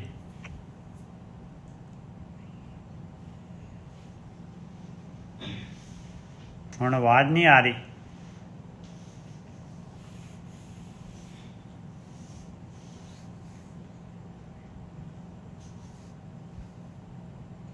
ਉਹਨਾਂ ਨੇ ਮਿਊਟ ਕੀਤਾ ਜੀ ਮੈਨੂੰ ਲੱਗਦਾ। ਨਹੀਂ ਉਹ ਸ਼ਾਇਦ ਨਹੀਂ ਮਿਊਟ ਕੀਤਾ ਉਹਨੇ, ਕੁਝ ਕਰ ਰਿਹਾ। ਮਿਊਟ ਤੇ ਨਹੀਂ ਕੀਤਾ, ਉਹ ਤਾਰ ਜੀ ਸਿੱਧੀ ਕੀਤੀ ਹੈ ਤੇ ਉਹ ਫਿਰ ਮੈਂ ਮਿਊਟ ਕਰ ਦਿੰਦਾ, ਮੈਂ ਡਿਸਟਰਬੈਂਸ ਨਾ ਹੋਵੇ। ਠੀਕ ਹੈ ਜੀ। ਜਦੋਂ ਕੋਈ ਬੰਦਾ ਭਗਤੀ ਕਰਦਾ ਜੀ ਉਹਦੇ ਜੀਵਨ ਦੇ ਵਿੱਚ ਸੁੱਖ ਆਵੇਗਾ, ਕਿਉਂਕਿ ਪਰਮਾਤਮਾ ਨੂੰ ਧਿਆਉਣ ਦੇ ਨਾਲ ਦੁੱਖ ਨਹੀਂ ਆ ਸਕਦਾ। ਦੁੱਖ ਤੋਂ ਭਾਵ ਆ ਕਿ ਸੰਸਾਰ ਦਾ ਨਾ ਜਿਹੜਾ ਸੁੱਖ ਦੁੱਖ ਦਾ ਪ੍ਰਭਾਵ ਹੈ ਖਤਮ ਹੋ ਜਾਂਦਾ ਹੈ। ਇਕੱਲੇ ਦੁੱਖ ਦਾ ਪ੍ਰਭਾਵ ਨਹੀਂ ਖਤਮ ਹੁੰਦਾ, ਸੁੱਖ ਦਾ ਵੀ ਪ੍ਰਭਾਵ ਨਿਜਰ ਸਾਹਿਬ ਖਤਮ ਹੋ ਜਾਂਦਾ ਹੈ। ਕਿਉਂਕਿ ਦੋਨੋਂ ਪੈਰਲਲ ਨੇ, ਇਕੱਠੇ ਜੁੜੇ ਹੋਏ ਨੇ ਨਾ। ਸੁੱਖ ਤੇ ਦੁੱਖ ਜਿਹੜਾ ਸਮ ਹੋ ਜਾਂਦਾ।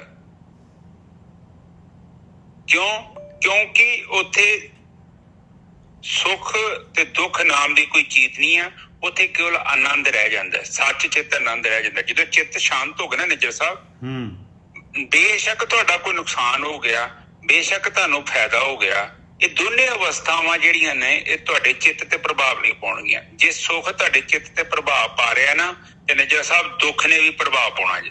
ਬਿਲਕੁਲ ਇਹ ਸੱਚ ਹੈਗਾ ਜੀ। ਇਹਦਾ ਮਤਲਬ ਨਹੀਂ ਹੈ ਕਿ ਬ੍ਰਹਮ ਗਿਆਨੀ ਹੋ ਗਏ ਤੇ ਤੁਹਾਨੂੰ ਸੰਸਾਰ ਦੇ ਵਿੱਚ ਹੁਣ ਕੋਈ ਦੁੱਖ ਹੀ ਨਹੀਂ ਲੱਗੇਗਾ। ਦੁੱਖ ਹੈਗਾ ਹੈ, ਪਰ ਦੁੱਖ ਦਾ ਪ੍ਰਭਾਵ ਤੁਹਾਡੇ ਤੇ ਨਹੀਂ ਪਵੇਗਾ ਕਿਉਂਕਿ ਅੰਦਰੋਂ ਸ਼ਾਂਤ ਹੋ ਗਏ। ਹਾਂਜੀ ਅੱਗੇ ਬੋਲੀਏ ਨਿਜਰ ਸਾਹਿਬ। ਸਭ ਕਿਸ ਤਿਸਕੇ ਵਸ ਨਾ ਕੋਈ ਬਾਹਰਾ, ਸੋ ਭਗਤਾ ਮਨੇ ਉੱਠਾ ਸੱਚ ਸਮਾਹਰਾ। ਉਹ ਮਾਲਕ ਪਰਮਾਤਮਾ ਭਗਤਾਂ ਦੇ ਹਿਰਦੇ ਦੇ ਵਿੱਚ ਉੱਠ ਜਾਂਦਾ ਹੈ ਭਾਈ, ਵਸ ਜਾਂਦਾ ਹੈ ਉਹ ਮਾਲਕ ਪਰਮਾਤਮਾ, ਕਿਉਂਕਿ ਉਹ ਸੱਚ ਦੇ ਨਾਲ ਜੁੜਦੇ ਆ। ਸੱਚੇ ਸਮਾਹਰਾ, ਸੱਚ ਦੇ ਨਾਲ ਜੁੜਨ ਦੇ ਨਾਲ ਉਹ ਮਾਲਕ ਪਰਮਾਤਮਾ ਉਹਨਾਂ ਦੇ ਹਿਰਦੇ 'ਚ ਸਮਾ ਜਾਂਦਾ ਹੈ। ਔਰ ਦਾਸ ਜਿਹੜੇ ਭਗਤ ਜਿਹੜੇ ਕੀ ਕਰਦੇ ਆ, ਤੇਰੇ ਦਾਸ ਧਿਆਨ ਤੁਧ ਤੂੰ ਰੱਖਣ ਵਾਲਿਆ। ਕਹਿੰਦੇ ਉਹ ਮਾਲਕ ਦਾ ਧਿਆਨ ਕਰਦੇ ਆ ਔਰ ਤੂੰ ਉਹਨਾਂ ਨੂੰ ਰੱਖਣ ਵਾਲਾ ਹੈਗਾ। ਔਰ ਮਾਲਕ ਕੌਣ ਆ? ਸਿਰ ਸਭਨਾ ਸਮਰੱਥ ਨਦਰ ਨਿਹਾਲਿਆ। ਉਹ ਰੱਖਣ ਵਾਲਿਆ ਕੌਣ ਆ? ਰੱਖਣ ਵਾਲਾ ਸਾਰਿਆਂ ਦੇ ਸਿਰ ਦੇ ਉੱਤੇ ਸਮਰੱਥ ਆ, ਸਾਰਿਆਂ ਦੇ ਸਿਰ ਤੇ ਸਮਰੱਥ ਆ, ਸਭ ਨੂੰ ਰੱਖਣ ਵਾਲਾ ਮਾਲਕ ਪਰਮਾਤਮਾ। ਉਸ ਮਾਲਕ ਪਰਮਾਤਮਾ ਨੇ ਸਾਰੀ ਸ੍ਰਿਸ਼ਟੀ ਬਣਾਈ ਆ, ਸਾਰਿਆਂ ਨੂੰ ਜਿਹੜਾ ਹੈਗਾ ਉਹ ਪਹੁੰਚਾ ਰਿਹਾ ਆ। ਉਹ ਨਜ਼ਰ ਨਿਹਾਲਿਆ, ਉਹ ਮਾਲਕ ਪਰਮਾਤਮਾ ਉਹ ਭਗਤਾਂ ਨੂੰ ਜਿਹੜਾ ਹੈਗਾ ਕਿਰਪਾ ਦ੍ਰਿਸ਼ਟੀ ਕਰ ਦਿੰਦਾ ਹੈ, ਮਿਹਰ ਦੀ ਨਜ਼ਰ ਦੇ ਨਾਲ ਭਗਤਾਂ ਨੂੰ ਦੇਖਦਾ ਹੈ।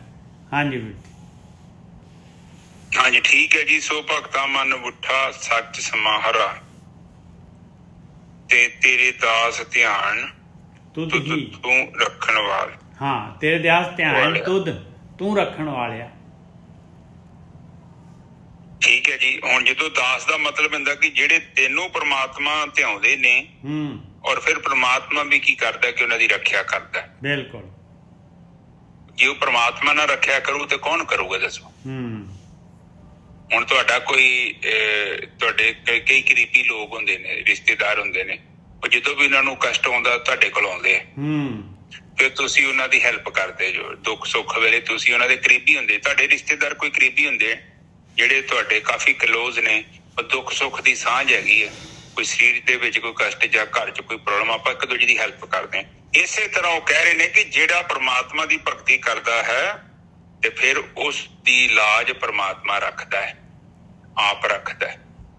ਬੇਸ਼ੱਕ ਉਹਦੇ ਕਰਮਾਂ 'ਚ ਕਸ਼ਟ ਲਿਖਿਆ ਹੈ ਤੇ ਉਹ ਪ੍ਰਮਾਤਮਾ ਕੀ ਕਰਦਾ ਹੈ, ਉਹਨਾਂ ਕਸ਼ਟਾਂ ਤੋਂ ਉਹਨੂੰ ਮੁਕਤ ਕਰ ਦਿੰਦਾ ਹੈ, ਨਿਵਾਰਨ ਕਰ ਦਿੰਦਾ। ਨਿਜਰ ਸਾਹਿਬ ਇਹ ਸੱਚ ਜੀ। ਬਿਲਕੁਲ। ਫਿਰ ਅਗਲੇ ਬੰਨੇ ਦੇਖੋ, ਆ ਲਿਖੋ, ਸਿਰ ਸਭਨਾ ਸਮਰੱਥ ਨਜ਼ਰ ਨਿਹਾਰਿਆ। ਤੇ ਉਹ ਸਮਰੱਥ ਹੈਗਾ ਜੀ। ਬਿਲਕੁਲ। ਕਿਉਂਕਿ ਪ੍ਰਮਾਤਮਾ ਤੋਂ ਇਲਾਵਾ ਹੋਰ ਕੋਈ ਸਮਰੱਥ ਨਹੀਂ ਹੈਗਾ। ਅਸੀਂ ਜੋ ਵੀ ਕਰਦੇ ਹਾਂ ਨਾ, ਅਸੀਂ ਕੇਵਲ ਤੁੱਕਾ ਚਲਾਉਂਦੇ ਹਾਂ। ਲੱਗ ਗਿਆ ਤੇ ਤੀਰ, ਨਹੀਂ ਤੇ ਤੁੱਕਾ। ਪਰ ਪ੍ਰਮਾਤਮਾ ਜਿਹੜਾ ਜੋ ਵੀ ਕਰਦਾ ਹੈ ਨਾ, ਉਹ ਹੋਣਾ ਹੀ ਆ। ਉਹਨੂੰ ਕੋਈ ਰੁਕਾਵਟ ਨਹੀਂ ਹੈਗੀ, ਅਨਸਟਾਪੇਬਲ ਹੈ। ਠੀਕ ਹੈ। ਕਿਉਂਕਿ ਜੋ ਪ੍ਰਮਾਤਮਾ ਕਰਦਾ ਹੈ, ਉਹਦੀ ਜਿੱਦਾਂ ਦਾ ਵੀ ਕਰਦਾ ਹੈ, ਵੈਸੇ ਤਾਂ ਜੋ ਵੀ ਕਰਦਾ ਹੈ ਇੱਕ ਵਾਰੀ ਕਰ ਦਿੰਦਾ ਹੈ, ਉਹਨੂੰ ਬਾਰ-ਬਾਰ ਕਰਨ ਦੀ ਲੋੜ ਨਹੀਂ। ਸਾਡੇ ਵਾਂਗੂ ਆਪਾਂ ਤੇ ਬਾਰ-ਬਾਰ ਕੋਈ ਚੀਜ਼ ਬਣਾਉਂਦੇ ਆ ਨਾ, ਘਰ ਬਣਾਇਆ 2-2.5 ਸਾਲ ਬਾਅਦ ਫਿਰ ਰੰਗ ਕਰੋ, 5 ਸਾਲ ਬਾਅਦ ਫਿਰ ਰੰਗ ਕਰੋ, ਆਹ ਪ੍ਰੋਬਲਮ ਕੁਛ ਨਾ ਕੁਛ ਕਰਦੇ ਰਹੋ। ਪਰ ਪ੍ਰਮਾਤਮਾ ਜਿਹੜੀ ਚੀਜ਼ ਬਣਾਉਂਦਾ ਉਹਨੂੰ ਕਰਨ ਦੀ ਲੋੜ ਨਹੀਂ ਪੈਂਦੀ, ਆਪਣੇ ਆਪ ਹੀ ਫਿਰ ਉਹ ਹੁੰਦਾ। ਜੇ ਸੂਰਜ ਬਣਾਤਾ ਤੇ ਪੱਕਾ ਹੀ ਬਣਾਤਾ, ਧਰਤੀ ਬਣਾਤੀ ਤੇ ਪੱਕੀ ਬਣਾਤੀ, ਉਹਨੂੰ ਬਾਰ-ਬਾਰ ਬਣਾਉਣ ਦੀ ਲੋੜ ਨਹੀਂ। ਜੋ ਉਹਨੇ ਪਲਾਂਟ ਕੀਤੇ ਨੇ, ਬਣਾਏ ਨੇ, ਉਹ ਪਲਾਂਟ ਵੇਖੋ, ਉਹ ਆਪਣੇ ਆਪ ਹੀ ਫੁੱਲਾਂ ਤੋਂ ਬੀ ਬਣ ਜਾਂਦੇ, ਫਿਰ ਬੀ ਤੋਂ ਫਿਰ ਪੌਦੇ ਬਣਦੇ, ਰੁੱਖ ਬਣਦੇ, ਆਟੋਮੈਟਿਕਲੀ ਕੰਮ ਹੋ ਰਿਹਾ ਵਾ। ਇੱਕ ਵਾਰੀ ਪਾ ਤਾਂ ਜੋ ਪਾਉਣਾ ਹੈ ਉਹਨੇ, ਧਰਤੀ ਜਿਹੜੀ ਹੈਗੀ ਦੇਈ ਜਾ ਰਹੀ ਹੈ, ਜਿੰਨੇ ਵੀ ਜਿਹੜਾ ਮਰਜ਼ੀ ਆ ਜਾਏ ਸਾਰਿਆਂ ਨੂੰ ਖੁਰਾਕ ਦੇਈ ਜਾ ਰਹੀ ਹੈ। ਹੁਣ ਵੇਖੋ ਸੂਰਜ ਦਾ ਕੰਮ ਹੈਗਾ ਸਮੁੰਦਰ ਚੋਂ ਪਾਣੀ ਨੂੰ ਭਾਪ ਵੀ ਬਣਾਉਣੀ, ਤੇ ਫਿਰ ਉਸ ਤੋਂ ਬਾਅਦ ਉਹਦਾ ਪਾਣੀ ਨੂੰ ਟਰੈਵਲ ਕਰਨ ਦੇ ਲਈ ਬੱਦਲ ਬਣੇ ਨੇ। ਬੱਦਲਾਂ ਦੇ ਰਾਹੀਂ ਵੇਖੋ ਨਿੱਜਰ ਸਾਹਿਬ ਕਿੰਨੇ ਮੀਲ ਪਾਣੀ ਦੂਰ ਆਉਂਦਾ, ਫਿਰ ਉਹ ਵਰਦਾ, ਫਿਰ ਨਦੀਆਂ ਦੇ ਰੂਪ ਚ ਵੇਖੋ ਪਹਾੜਾਂ ਤੇ ਵਰਦਾ, ਫਿਰ ਪੈਲੀਆਂ ਚ ਜਾਂਦਾ, ਫਿਰ ਉਹ ਭਾਫ ਬਣ ਕੇ ਫਿਰ ਵਾਪਸ ਜਾਂਦਾ। ਆਟੋਮੈਟਿਕਲੀ ਹੋ ਰਿਹਾ ਕੰਮ ਨਿੱਜਰ ਸਾਹਿਬ। ਬਿਲਕੁਲ। ਜੇ ਪਾਣੀ ਵਾਪਸ ਨਾ ਜਾਵੇ ਤੇ ਧਰਤੀ ਤੇ ਪਾਣੀ ਬੜਾ ਹੋ ਜਾਏ ਇਕੱਠਾ। ਪਰ ਵੇਖੋ ਉਹਦਾ ਸਿਸਟਮ, ਵੇਖੋ ਉਹਦਾ ਜਿਹੜਾ ਸਿਸਟਮ ਹੈ ਬਹੁਤ ਜ਼ਿਆਦਾ ਐਕਸੀਲੈਂਟ ਆ। ਉਹ ਜੋ ਕਰ ਦਿੰਦਾ ਹੈ ਇੱਕ ਵਾਰੀ ਕਰਕੇ ਤੇ ਸਾਈਡ ਤੇ ਹੋ ਗਿਆ, ਬਾਕੀ ਤੇ ਆਟੋਮੈਟਿਕਲੀ ਉਹ ਚੀਜ਼ ਘੁੰਮ ਰਹੀ ਆ, ਆਪਣੇ ਆਪ ਹੀ ਹੋ ਰਹੀ ਆ, ਉਹਨੂੰ ਬਦਲਣ ਦੀ ਲੋੜ ਨਹੀਂ। ਹਾਂਜੀ ਨਿੱਜਰ ਸਾਹਿਬ, ਅੱਜ ਦੀ ਵਿਚਾਰ ਇੱਥੇ ਹੀ ਸਮਾ। ਹਾਂਜੀ ਵੀਰ ਜੀ, ਬਿਲਕੁਲ ਠੀਕ ਹੈ ਜੀ।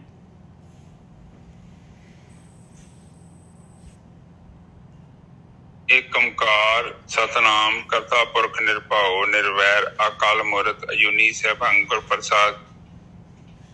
ਮੇਰੇ ਪਿਤਾ ਗਰੀਬ ਨਵਾਜ਼, ਬਾਣੀ ਪੜ੍ਹਦੇ ਹਾਂ, ਵਿਚਾਰ ਕਰਦੇ ਹਾਂ, ਬਾਣੀ ਸਰਵਣ ਕਰਦੇ ਹਾਂ। ਅਨੇਕਾਂ ਪ੍ਰਕਾਰ ਦੀਆਂ ਭੁੱਲਾਂ ਤੇ ਗਲਤੀਆਂ ਹੋ ਗਈਆਂ, ਨਿਦਾਨ ਬੱਚੇ ਸਮਝ ਕੇ ਮਾਫ ਕਰੋ। ਅੱਗੇ ਤੋਂ ਸ਼ੁੱਧ ਤੇ ਸਪਸ਼ਟ ਬਾਣੀ ਪੜ੍ਹਨ ਦੀ ਆਗਿਆ ਬਖਸ਼ਣੀ। ਆਈ ਸੰਗਤ ਦੀ ਹਾਜ਼ਰੀ ਆਪਣੇ ਦਰ ਤੇ ਪ੍ਰਵਾਨ ਕਰਨੀ। ਦਿਨ ਰੋਗਤਾ ਬਖਸ਼ਣੀ, ਤੰਦਰੁਸਤੀ ਬਖਸ਼ਣੀ, ਘਰਾਂ ਵਿੱਚ ਸੁੱਖ ਸ਼ਾਂਤੀ ਬਖਸ਼ਣੀ, ਬਾਲ ਬੱਚਿਆਂ ਨੂੰ ਤੰਦਰੁਸਤੀ ਅਤੇ ਸਮਰਥ ਬਖਸ਼ਣੀ। ਵਾਹਿਗੁਰੂ ਜੀ ਕਾ ਖਾਲਸਾ, ਵਾਹਿਗੁਰੂ ਜੀ ਕੀ ਫਤਿਹ। ਵਾਹਿਗੁਰੂ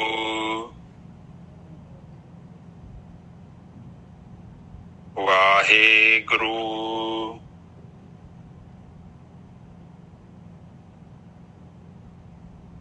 ਵਾਹਿਗੁਰੂ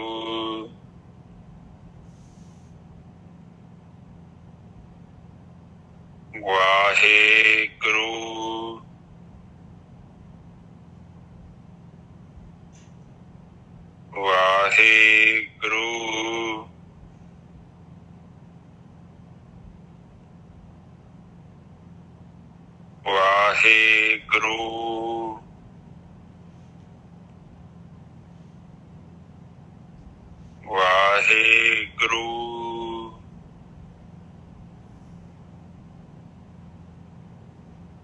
ਵਾਹਿਗੁਰੂ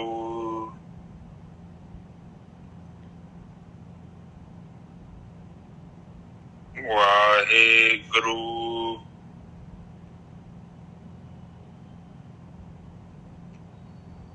ਵਾਹਿਗੁਰੂ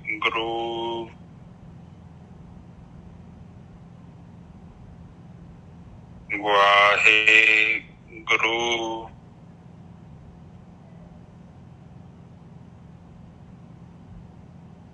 ਵਾਹਿਗੁਰੂ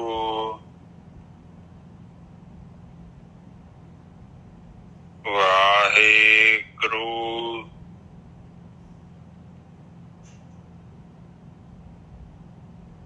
ਵਾਹਿਗੁਰੂ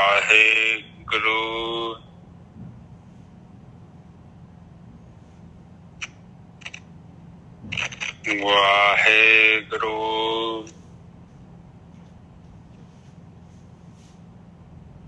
ਵਾਹਿਗੁਰੂ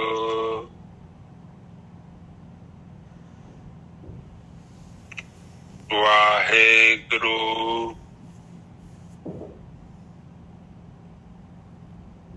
ਵਾਹਿਗੁਰੂ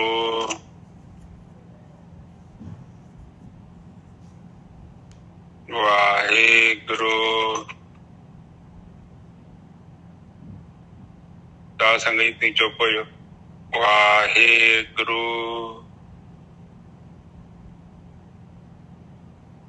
ਵਾਹਿਗੁਰੂ ਵਾਹਿਗੁਰੂ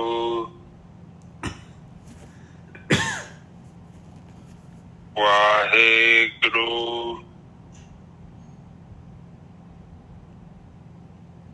ਵਾਹਿਗੁਰੂ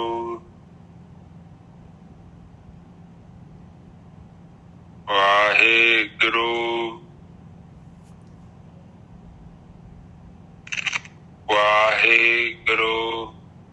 ਵਾਹਿਗੁਰੂ ਵਾਹਿਗੁਰੂ ਵਾਹਿਗੁਰੂ ਵਾਹਿਗੁਰੂ ਵਾਹਿਗੁਰੂ ਜੀ ਕਾ ਖਾਲਸਾ ਵਾਹਿਗੁਰੂ ਜੀ ਕੀ